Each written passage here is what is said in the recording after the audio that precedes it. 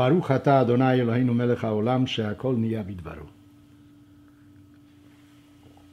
You have surely passed by a home where you noticed that on the doorpost on the right side there is a rectangular box. That box is called a mezuzah. What is the meaning of mezuzah?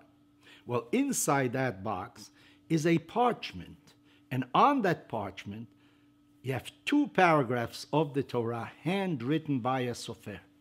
He's a specialist. He has to write it knowing that he is writing the word of God. You cannot have a printed piece of paper. Each and every one of these parchment must be handwritten. There has to be intention. In Hebrew, the word is kavanah, to write a mezuzah. What is the message of this mezuzah? Well, it says that there is only one God in this world, that you have to love him with all your heart, with all your might, that you have to teach your children, that you have to do it at all times, when you're sitting, when you're lying down, and you also have to write these words upon the doorposts of your home and of your gates. This is the reason for writing the mezuzah. What is the effect of that?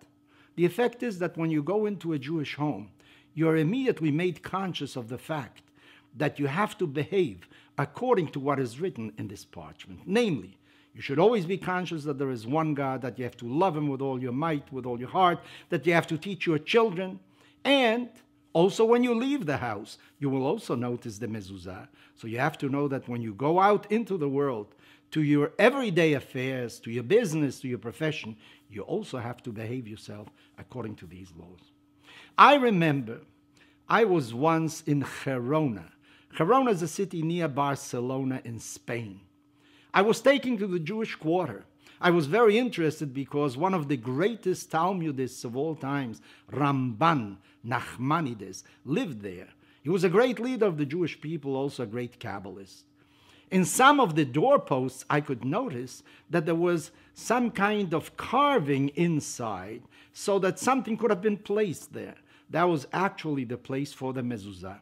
In those times, instead of using a box, they would make a hole in the doorpost and put in the parchment into that hole. So therefore, the word mezuzah acquired a different meaning. Namely, it was part of the doorpost. The written parchment was part of the doorpost.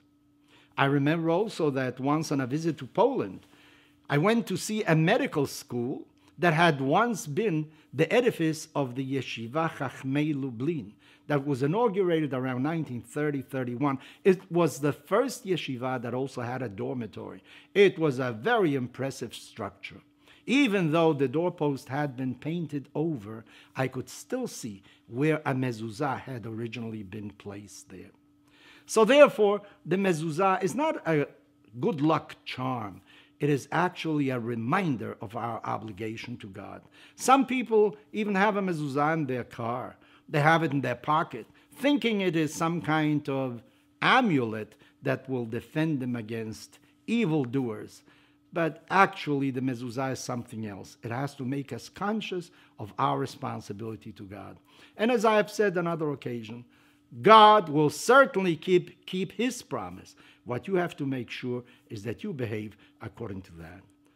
Once in Germany, I saw an Iranian family that was very traditional, that did not have a mezuzah on their doorpost. And when I questioned them, they said to me they're afraid to show their neighbors that they're Jewish. And I felt how terrible it is in Germany after the Holocaust. You're still afraid to show that you are Jewish. Well, maybe one should live in a city where one could put a mezuzah. Or maybe there are those that have no choice and must still live in such places.